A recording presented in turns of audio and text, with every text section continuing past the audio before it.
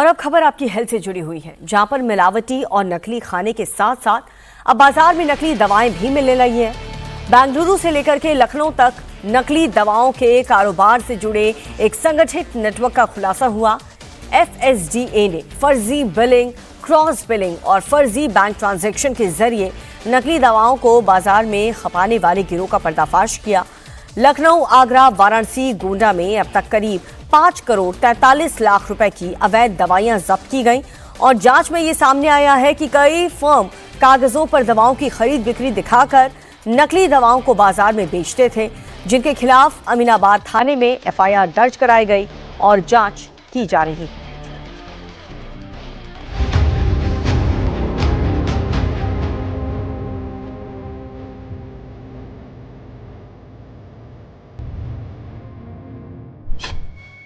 नकली दवाओं से सावधान, जा सकती है जान।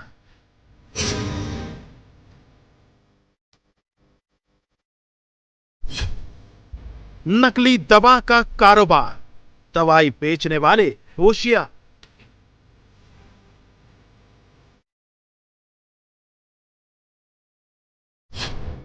जान से खिलवाड़, पकड़ा गया करोड़ों का माल।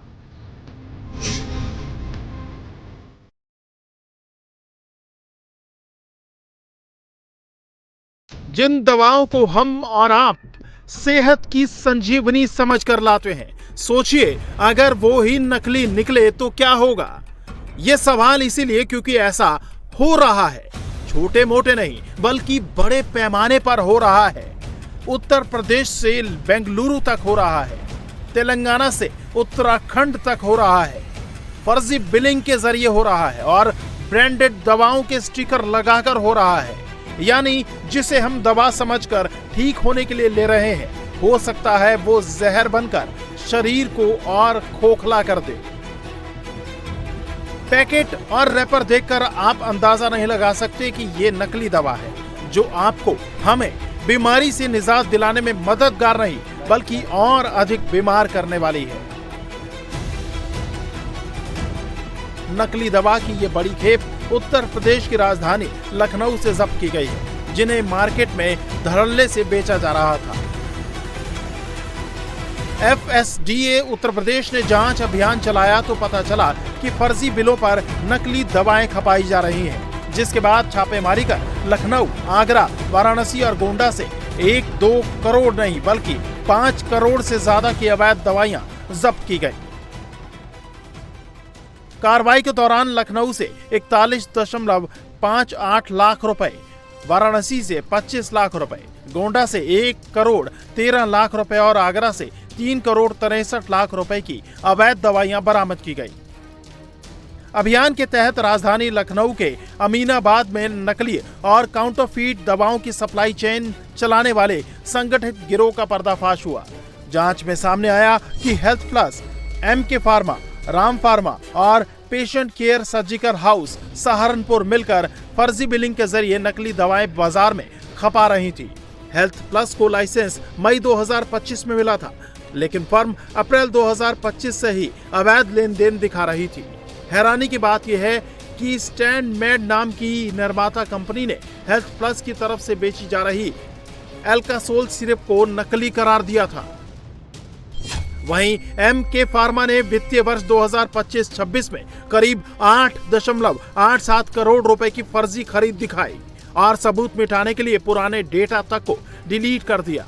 निर्माता कंपनी वॉर्डेक्स ने MK फार्मा की डिएक्सोरेंज सिरप को नकली बताया, जबकि 39 लाख से ज्यादा ज़ोरल M1 टैबलेट के सोर्स का सत्यापन तक नहीं हो सका। ऐसे में अब चारों फार्मा के खिलाफ अमीनाबाद थाने में गंभीर धाराओं में FIR दर्ज की गई है और मामले की जांच जारी है। यूपी के अलावा कर्नाटक के बेंगलुरु में भी परेशान करने वाली तस्वीर आई, जहां एक फार्म हाउस से 5 करोड़ रुपए की नकली दवाओं का जखीरा बरामद हुआ।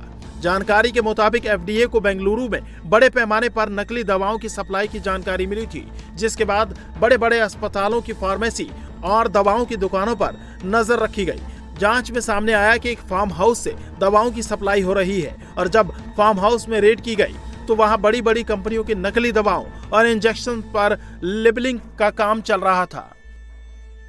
जो घर के अंदर आप देखेंगे तो यहाँ पर वो काला बाजारी जो है दवाओं की होती थी। किस तरह से एक लोकली मैन्युफैक्चर्ड दवा यहाँ पर लाई जाती थी, उसके बाद उसकी रीब्रांडिंग की जाती थी बड़े बड़े इंटरनेशनल ब्रांड के नाम पर, और उसे बहुत ही ऊंचे दाम पर ऐसी नकली दवाइयों को बेचा जाता था। ये है वो मुख्य कमरा जहाँ पर रेड हुई थी। यहाँ पर आपको हर जगह जो है ऐसे बड़ी जो ब्रांड्स हैं उनकी दवाइयों के जो वाइल्स है उसके स्टिकर्स नजर आ जाएंगे। आप देखिए किस तरह से यहाँ पर जो कार्टन है उसमें ये लिखा हुआ है। दूसरी सबसे बड़ी बात आप यहाँ पर इस कॉर्नर पर देखिए, जिस तरह से कल जब सैंपलिंग ली गई थी, हालांकि यहाँ पर बताया जा रहा है कि 5 करोड़ रुपए के ऐसे फेक मेडिसिन को यहाँ से जब्त किया गया है। सैंपलिंग ली गई थी, उसकी कुछ यहाँ पर रिमेन्स यहाँ पर आपको पड़े हुए मिलेंगे। मशीनों के जरिए इन नकली दवाओं की पैकिंग होती थी। गिरोह के लोग तेलंगाना और उत्तराखंड से नकली दवाएं खरीदते थे। फार्म हाउस में इन दवाओं की पैकिंग और लेबलिंग की जाती थी और फिर जो असली इंजेक्शन 20,000 रुपए में मिलता है उसे 5 से 6,000 रुपए में बेचते थे।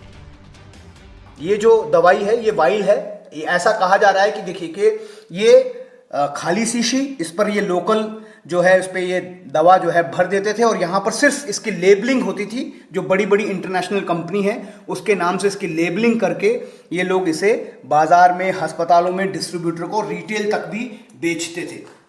ये जो दवा है, आरंभिक जांच में ये पता चला है कि ये जो दवा है वो तेलंगाना और उत्तराखंड से मंगाई जाती थी, जो लोकली मेड थी। उसके बाद यहाँ पर उसकी रीलिंग और रीब्रांडिंग की जाती थी।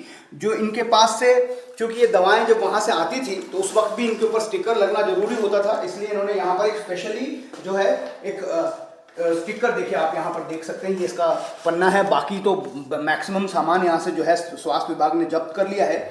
ऐसे में जिन ब्रांड्स की नकली दवाएं फार्म हाउस में मिली हैं, उन ब्रांड्स की दवाओं की बिक्री पर फिलहाल रोक लगा दी गई है और दवा की दुकानों पर मौजूद स्टॉक की जांच की जा रही है। जांच में सामने आया कि ये फार्म हाउस प्रशांत नाम के शख्स ने लीज पर लिया था, जो फिलहाल दुबई में रहता है। प्रशांत ने फार्म हाउस की देखभाल का जिम्मा अपने रिश्तेदार तेजस को दिया था, जो फरार चल रहा है। हालांकि एफडीए और पुलिस ने मौके से प्रभुदेव गौड़ा नाम के शख्स को पकड़ा है। टीम अब ये पता लगाने में जुटी है कि दवाएं कहां से आ रही थी और किन किन राज्यों में इन दवाओं को बेचा जा रहा था, क्योंकि एंटीबायोटिक से लेकर खांसी के सिरप तक सभी दवाएं नकली हैं और मरीजों पर बेअसर साबित हो रही हैं, जिसे लेकर अब जांच तेज कर दी गई है।